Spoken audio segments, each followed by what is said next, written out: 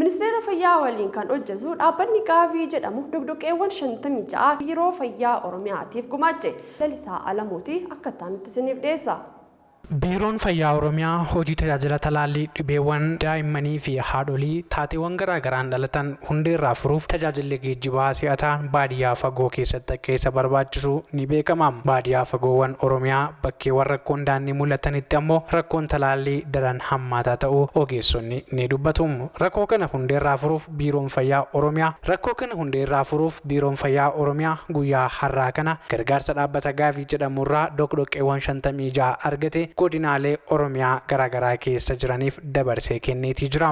Biiroon Fayyaa Oromiyaa rakkoo geejjiba talaallii baadiyyaa sababa geejjibaaf mudate furuuf dhaabbanni Gaavii jedhamu dogdoqqeewwan 56 kennaa marsaa jalqabaa jechuun arjoome godinaalee Oromiyaatiif guyyaa har'aa kana jechuun 17 bara 2026 dabarsee kenneetii jira. Furtuu dogdoqqeewwanii kana dabarsanii hooggantoota waajjiraalee godinaaleef kan kennan hoogganaan Biiroo Fayyaa Oromiyaa Dr. Mangistuu Baqqalaa ibsa miidiyaaleef kennaniin dogdoqqeewwan kunniin deeggarsa Gaavii jedhamu irraa argame aanaalee raawwiin sagantaa tajaajila isaanii baay'ee gadi aanaa ta'eef rakkoo nageenyaatiinis kanneen miidhamaatii turaniif kan oolu ta'uu ibsanii jiru.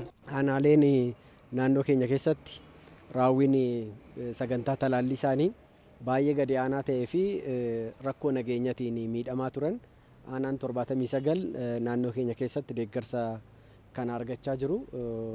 Marsaan jalqabaa guyyaa irraa mootoroonni 56 harka keenya ga'anii jiru waan ta'eef mootoroota kana dhaabanii marsaa lammaffaa eegurra yeroodhaan mootoroota kana dabarsanii hawaasa biraan ga'uudhaan tajaajilli kun cimee akka itti fufu gochuu keessatti gahee guddaa taphatu waan ta'eef akkuma waliigalaatti uummanni keenya hubannoon inni talaallii irratti qabuu fi jijjiiramna malaa toora talaallii irratti dhufaa jiru baay'ee guddaadha. Galateeffachuudhumaa fi carraa kanaan kun odoo jiruu garuu iddoo baay'eetti amma weerarriin ka'a. Kun immoo maalirraa ka'a jennee hoggaa ilaallu iddoo tokko mana gahanii tajaajila kennuu keessatti geejjibni baay'ee rakkisaadha. Lafti isaa mijataa miti. Iddoo tokko immoo rakkoon nageenyaa sochiis danqee jira waan ta'eef rakkoowwan qunnaman kana daa'imni magaala jirus baadiyyaa jirus toora horsiisee bulaa jirus qotee bulaa jirus mirga wal fakkaatu qaba. Carraa kana hunda argachuu qaba. Garuu immoo sababa haldureewwan tokko guutamuu dhabuu isaaniitiin daa'imman kun dhibee daddarboo talaalliidhaan ittifamuu danda'anii fi saaxilamanii waan jiraniif kana qaama laallatu wajjin keessattuu ministeera fayyaa wajjin yeroo baay'ee mari'achaa turree jirra. Dhaabbanni Gaavii jedhamu talaallii garaagaraa irratti addunyaarraa hojii gurguddaa hojjechuun kan beekamu wayita ta'u Itoophiyaanis ammoo boordii kana keessatti miseensa taatee jabinaan waliin hojjetaa jiraachuu yaadachiisan. Bu'uuruma kanaanis ammoo deeggarsa dhaabbanni kun taasise birriitti yoo tilmaamamu birrii miliyoona 8.8 ta'uu Dr. Mangistuun ibsanii jiru. Kanaanis dhaabbanni Gaavii jedhamu kun talaallii irratti addunyaa irratti hojii guddaa hojjeta. Biyyi keenyas boordii kana geggeessummaadhaan keessatti hirmaachaa jirti. Carraa arganne kanaan deeggartoota adda addaa hirmaachisuudhaan dabalataanis immoo firiijiiwwan adda addaa waan talaallii kanaaf barbaachisanii deeggarsa godhaa turanii jiru. Amma immoo marsaa kanatti akkuma duratti kaase aanaa 79 keessa aanaa 56 mootoroota kana bitanii jiru. Gatiin mootoroota 56 kana birrii Itoophiyaatiin miliyoona 8.8. Dabaluun isaa immoo dogdoqqeewwan kunniin godinaalee kan turan osoo hin taane kallattiidhaan aanaaleef dabarfamanii kennamuun tajaajila barbaadameef oolfaman ta'us yaadachiisaniitii jiru. Amma akkuma aanaalee marsaa kanaan hammatamaniitti gara godinootatti dabarsina. Godinarran turu jechaadha. Kallattiidhumaan aanaa deema. Aanaan tokko kana qofa odoo hin ta'in deeggarsaan biraatis kana dura argachaa turee jira. Talaalliidhaaf dhufe waggaa jennu garuu talaalliidhaaf qofa oolaa miti. Tajaajiloota kana wajjin walitti hidhamiinsa qaban dabalataanis immoo raawwii talaallii keenya ol kaasuu danda'a. Fakkeenyaaf inshuraansii fayyaa hawaasaa hojiin hojjetamu mana deemameeti iddoo tokko taa'ee hojjechuu hin danda'amu.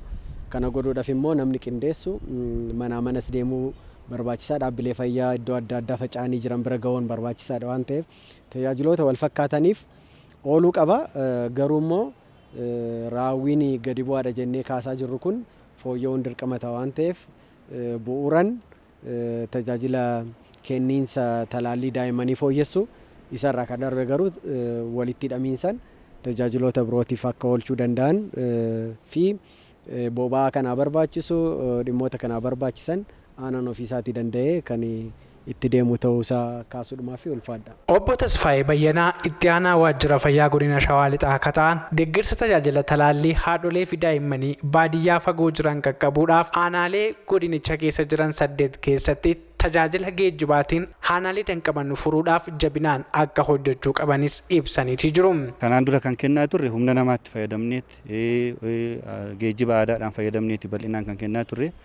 Amma yeroo barbaachisaa ta'etti jechaadha talaallii daa'imman argachuu qaban umurii isaaniif qabamee jiru sana keessatti akka argatanii fi tajaajila yeroo isaa eeggate si'ataa ta'e hawaasatti dhiyeessinee kennuudhaa fi tajaajilli geejjibaa motorri amma arganne kun bal'inaan bira ga'uu irrattis qulqullina tajaajila kennu sanas immoo saffinaan kennuudhaafis kan dabaluu fi hawaasni irree bal'inaan yeroo barbaachisaa ta'etti tajaajila uummatarraa mootummaarraatii barbaadu sana akka inni argatuuf gahee olaanaa kan inni qabu ta'uusaati.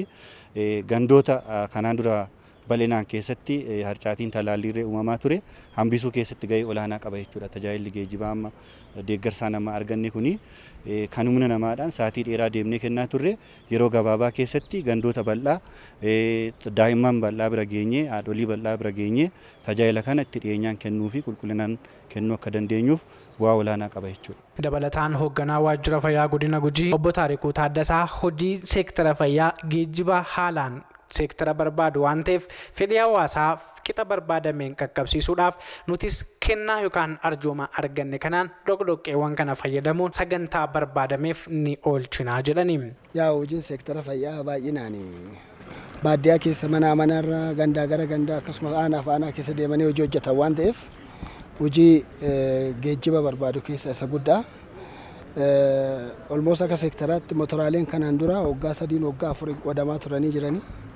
Amma motoraaleen sun waan olmoos garii caccabanii waan tajaajila kennaa hin jirreef bakka tajaajila hin jirre maalet bakka motorooti sun hin jirretti amma motora kan argachuun keenya hojiilee seektara fayyaa keessattuu fedhii hawaasa kennaa qixa barbaadaman guutuu keessatti tajaajila nu kennu sun dhaqqabamaa fi ariifataa taasisuu keessatti gahee guddaa qaba jechuudha. Godina Shawaa Kibba Lixaatti itti gaafatamaa waajjira fayyaa akka ta'an Guuttataa Daggafaa talaalli daa'immanii fi haadholii siyoominaan qaqqabsiisuuf aanaalee godina keenyaa keessatti jiran haala ammaatiin daddafnee qaqqabuudhaaf geejjiba amma dhimma itti ba'amuun barbaadame kana dhoqdhoqqeewwan nuuf kennamanitti dhimma baane jijjiirama barbaachisaa ni finna jennee abdannaa jechuun ibsa kennanii ibsaniiru. Motoroonni kunis kaayyoonsaa aanaalee raawwii talaallii daa'immanii gadi aanaa qaban isaan bira ga'uudhaan hojii sosochii hawaasaa gaggeessuudhaan iddoo biraan qaqqabamiin bira qaqqabuudhaan raawwiin talaallii daa'immanii ol ka'uudhaan dhibeewwan talaalliidhaan ittifamuu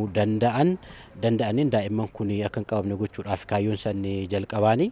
Kanaaf nuuf carraa guddaadha jechuudha. Aanolee qabnu gara 12 qabna. Isaan keessaa aanaa 5 fi motora kan argachuu jechuun baay'ee nuuf carraa guddaadha jechuudha. Akkuma beekamu yeroo dhiyootti carraan akka kanaan turre kanaaf isa kana gadi baanee hojii hubannoo hawaasaa ittiin gaggeessuu ittiin buutaalee fayyaa keellaa fayyaa bira deemnee deeggaruudhaan tajaajilli talaallii akka inni ol ka'u daa'imman hundi akka talaalaman kan talaallii jalqaban addaan kutanillee yoo jiraatan akka isaan talaallii xumuran gochuudhaaf baay'ee nu gargaara.